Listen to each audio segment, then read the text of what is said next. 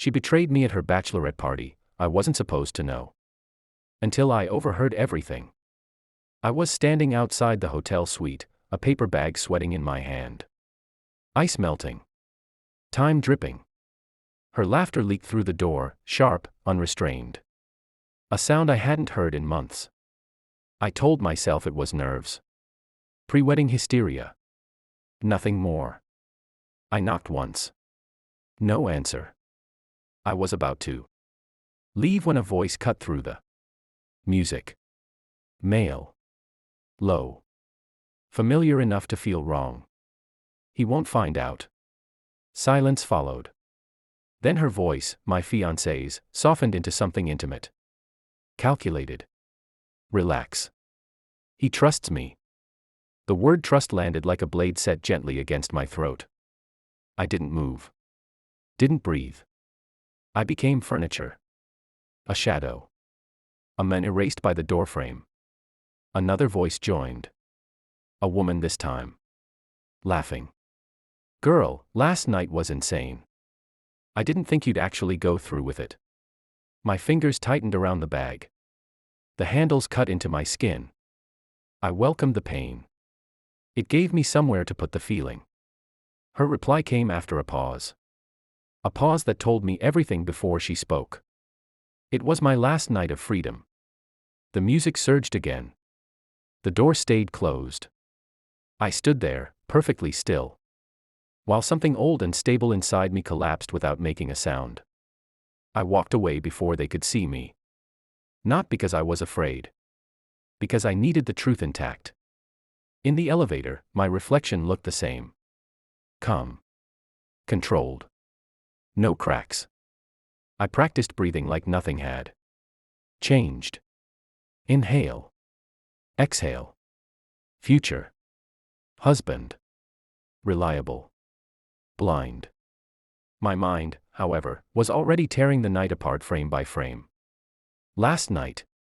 Go through with it. He won't find out. I replayed our last conversation. Her sudden distance. The phone turned face down.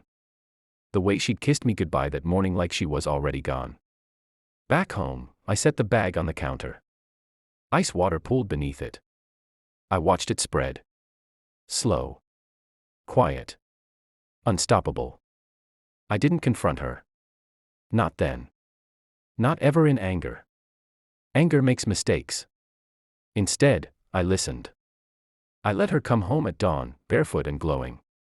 Smelling like perfume that wasn't hers. She smiled when she saw me. Relief flickered in her eyes. Hey, she said. Casual. Light. I kissed her cheek. Tasted the lie. Inside my head, something hardened. A decision forming without emotion. If she thought I trusted her, I would let her. I became observant. Not suspicious. Clinical. I noted timestamps. Sudden calls taken in the bathroom. Deleted messages. Her friend group tightening ranks when I entered the room. The subtle glances, like they were watching a bomb they'd already armed. I checked phone records. Not messages, those are easy to erase. Metadata never forgets. Late night calls. One number. Repeated. Short. Intimate. I ran it.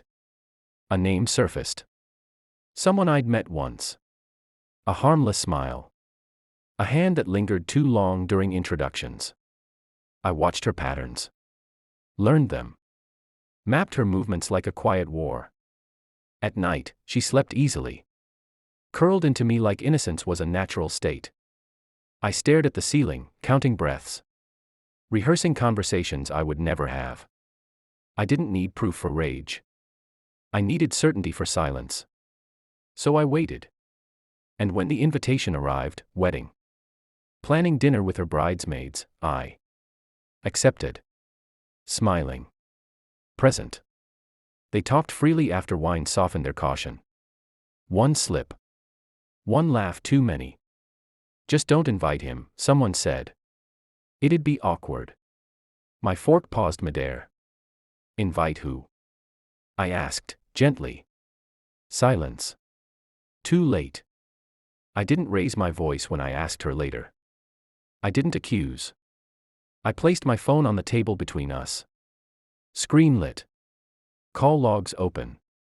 Dates circled. I need you to explain this, I said. Her face drained. Not confusion. Recognition.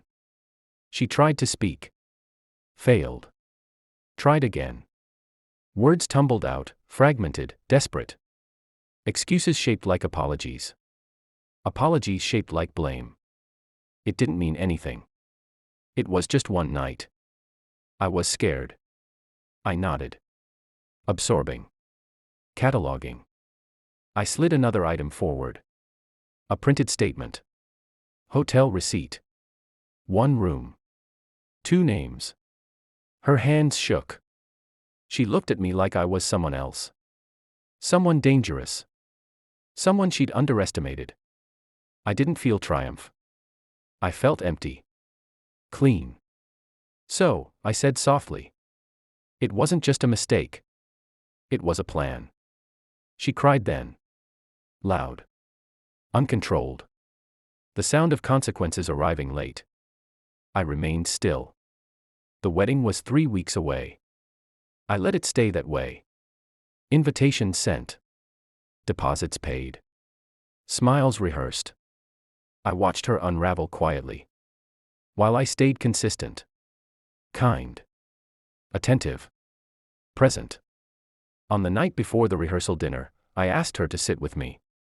I handed her an envelope. Inside was a letter. Not emotional.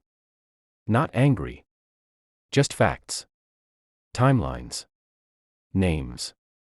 Copies of messages I never mentioned knowing about. A final paragraph. I overheard you that night.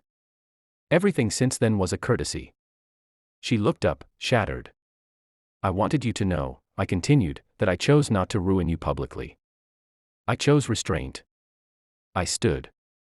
Picked up my coat. There will be no wedding, I said. But there will be clarity. I left her there. Surrounded by the ruins she built. I didn't block her number. I let it ring. Closure doesn't require conversation. It requires finality. Days passed. Then weeks. The story spread. Not from me. Truth has a way of surfacing without help. I returned the ring. Not because I needed the money, but because I didn't want the weight. At night, I slept. No dreams. No anger. Just quiet. She betrayed me believing trust made me weak. She was wrong. Trust made me patient. And patience let me walk away with everything she thought she'd taken from me. Including myself.